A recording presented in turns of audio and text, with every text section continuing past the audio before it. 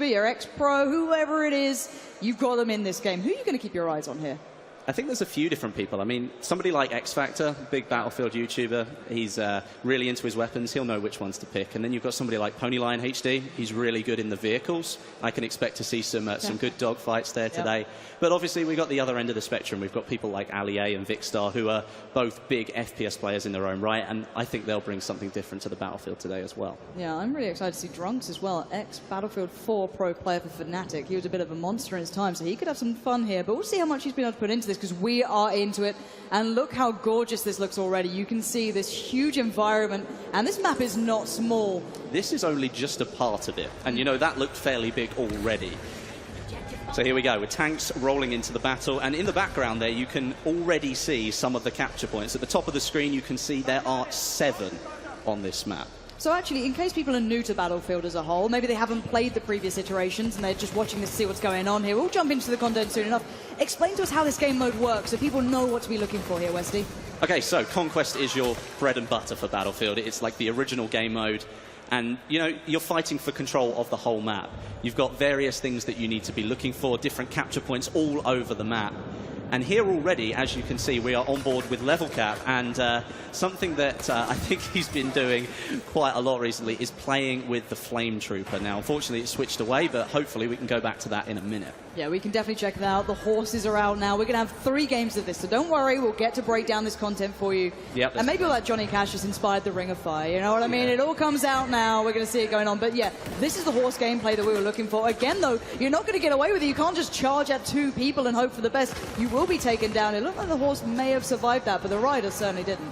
Well, yeah, that's an interesting point, actually. It's the horse is very similar to other sort of open vehicles where you can die, but your vehicle, or horse in this case, may survive, because the horse has a higher health level than you do. So let's take ourselves through this map as well. What have we seen so far? It looks as though we've got kind of an... Nice takedown. What we're looking at so far is some sick sniping. All right, but coming back to the point, it looks like we've got a nice little area for what may be more infantry-based battling, and you've got this huge landscape as well. There's quite a lot going on here.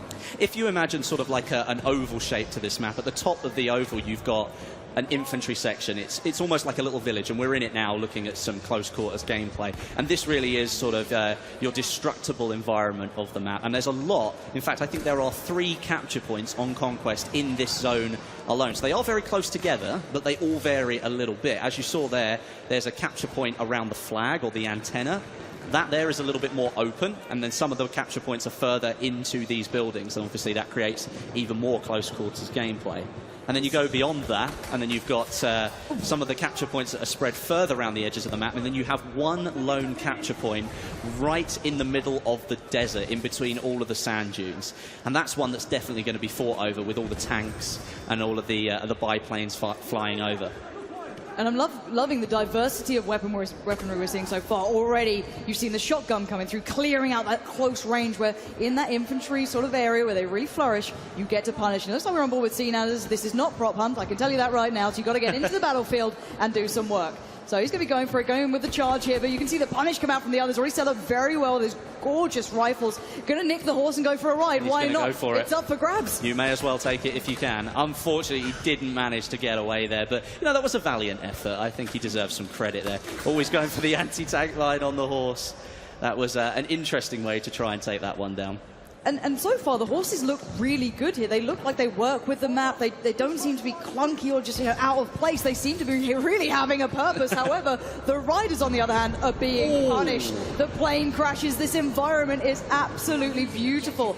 As you can see, as we take ourselves through this one, the teams are battling out hard. And actually, Westy, this is pretty close so far. It is very close, actually. Obviously, the Ottoman Empire up there on the right have taken a 5-point lead or so. And actually, we'll talk about the point system here, because that goes back to the Conquest game mode. It's slightly changed in Battlefield 1. There's no ticket bleed anymore. You might remember in previous games, if you killed a player, the score would change. And the way that the scoring has changed as well. It no longer counts down to 0, it counts up to a top value. And to remove the ticket bleed puts further emphasis on all of those capture points. You have to capture the flags in order to gain points for your team. And I think that's such an intrinsic thing with Battlefield, though. You play for the team, you play for the objective. You can't just win on your own. You have to be as one, and focusing on taking those points down is part of the plan. And taking yourself towards the caps here, And actually, let's talk through that there, because we saw the bayonet charge coming out. Now, I know some people know this, some don't. Again, you know, new viewers coming through may not realize that maybe that's not always the best idea to take yourself further into it, because maybe sprinting works out better. Can you take us through a little bit of that mechanic? Because I know you know about it. Yes, I do. So the bayonet charge mechanic, obviously, it's intended to take down a player. You charge straight into them with a very sharp object. The pointy. But it can be used in another way, and a lot of people have started using it to very quickly get themselves out of a sticky situation. Maybe they're caught in a crossfire, they don't want to be there, or there's a player in front of them, they're not ready to go. They turn around and they bayonet charge out of the way because you sprint so much faster. However, though, after that sprint, you can only walk, because obviously you've just gone for a fairly serious sprint. And you can't sprint normally after that point, and that can sometimes leave you very vulnerable. Well, we're going to be seeing that up-close action here. The melee comes out, an absolute takedown comes in. That was lovely to watch. However, the tanks are doing the major work. I think that's actually X Factor in one of those, driving around, doing everything they can. But there are counters to this. Now, maybe new players say they're going, well, how do you deal with a tank? You know, I'm just a man, but there are ways to get around this, isn't there? 100%. I mean, there are specific classes that are actually built to deal with that. And in this game, you're looking at the Assault. And something that you might notice that you might not have seen before in previous trailers or gameplay from the alpha is that the Assault players now have access to explosives. A bit like what you might call C4, but obviously a World War I version of that. So it's more like a dynamite stick. And that's something that you're likely going to see in the gameplay today. Very up close and personal, though. You have to get close to the tank to be able to get near enough to throw the dynamite. It doesn't stick like modern explosives do, so you have to be very close and sort of catch the tank unawares. Yeah, and Stone Mountain trying to hold on here. The rest of his team was almost wiped at that point. His squad was in dire straits, so he's going to try and do what he can on the objective almost here, near that train station. Try and keep this one under wraps. You're going to see, actually, at the moment, it's the British Empire taking a strong lead, at least for now. The tickets don't reflect that just yet. And, oh, here we go. The train has been deployed. The hype train's about to come into the station here, Westy. Yes, this is actually a really interesting bit, because even though it's a behemoth, and yes, it's designed to change the game, it really depends on how you use it. If you don't use it correctly, then you could actually leave yourself more vulnerable. It could go very quickly indeed, and then you've lost your chance to sort of change the tide of the battle. And let's go down that route, actually, because we're going to see it in action very, very soon. The point is, it doesn't really get to the capture points, does it? It only really goes by one. It has an effect on a second.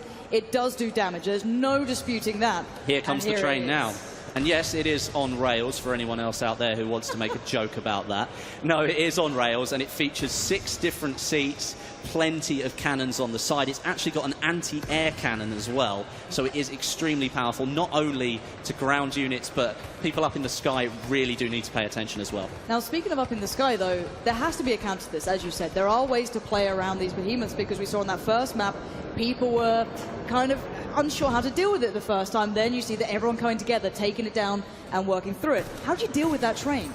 Well, one of the things that you can do is, as an infantry unit, obviously, as I said, the Assault player does have access to some explosives, but in my own sort of experience of looking at the games that we've seen, players in sort of planes are going to be the best ones to sort of eyes in the sky here. Yeah, eyes in the sky, really. You've got people in the bombers, and they're the ones who can deal a massive amount of damage. If they lay down a carpet of bombs on top of that train, they're going to do a massive amount of damage. Well, speaking of it, you highlighted Ponyline HD as one of the players you wanted to watch for this ability. He's already eyeing up that train. He knows what he wants out of this one. Definitely, but just so we can see here, this is a really good shot of just the scale of the map as well. It's absolutely massive.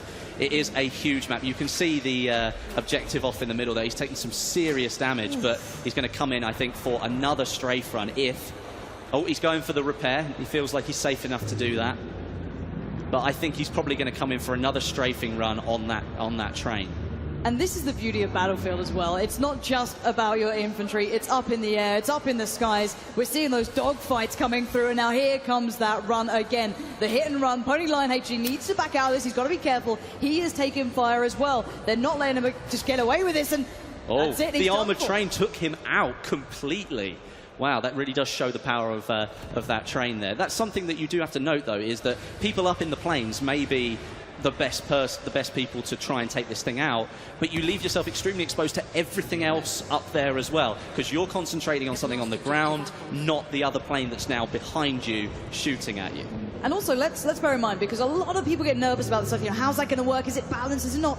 Keep your eyes on the tickets. They haven't gone drastically in one favor. It's more even, the scoreboard. It's meant to be able to turn the tide of the war almost. And oh, we've got a little bit of action. Cyberwolf and whiffs the pistol shot. You're going to get punished there. The MP18 trench gun is going to deal with you very swiftly. They tried to go for like a sneaky melee kill, but it didn't quite pay off. And you know what? It happens to me all the time. You try and go for it, and then the person turns around at the last minute, and of course they're the one standing there with a fully automatic weapon whilst you've got a bolt-action rifle. So, and that again is the beauty of Battlefield. It's the rock, paper, scissors mechanic. Everything has a counter. If you're going in for the melee, you better be aware that that person could turn around at any moment, and you've left yourself extremely vulnerable. Who have we got here? This is Driftor.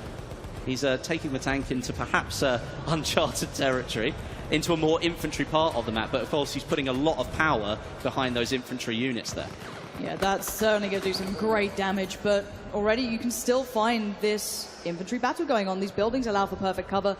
The map, however, does change. The cover, it just completely removes itself throughout this battle. And again, you can see here on the ground to the right-hand yeah. side, you can see the craters that have been formed in the ground. That could have been from a dumbfire rocket from the plane. It could have been the anti-tank grenade. There are so many things that you need to be aware of in this game, and terrain deformation is one of them. Suddenly, you might be able to use that as cover, but on other occasions, and most likely that cover has just been taken away. Yeah, it's interesting to note that that train was still going at that point, because the match has moved on a fair bit, but the train was still there, plucking away.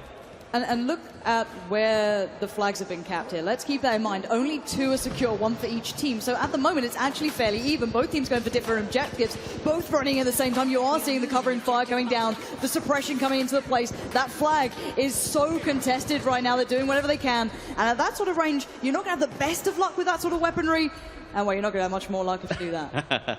That says accident. I'm not sure what happened there. A little backflip. It didn't go well. We're still running in favour of the Ottoman Empire here, but the gap is only 10 points. And as I said, kills don't count towards that score anymore. So there is a lot of frantic toing and froing around these flags, but now you can see that the British Empire now have control of, I think... That's a 4 lockdown at least. That's a 6 lockdown now. It's about to be. It's about to be 6 lockdown. And as you can see, the British Empire catching straight back up now, reducing their lead. And this is really where Battlefield can completely change in just the blink of an eye. And at the moment, the Ottoman Empire only clinging on to 1 point. That is not what you're going to be seeing. And actually, let's talk a little bit about this sniper rifle as well. Let's talk about what we're seeing here, because you see people talking about zeroing, which you didn't necessarily see in that one, but bullet drop's a thing in this. It's not just your out of the box kind of easy shooter. This is tough work. Yeah, you've got the bullets that you fire do actually travel across the map. They take time to reach the enemy that you're firing at. You've got bullet drop and bullet drag as well. For people who don't know what bullet drag is, that's where... Oh, look at that for a roadkill. That was fantastic.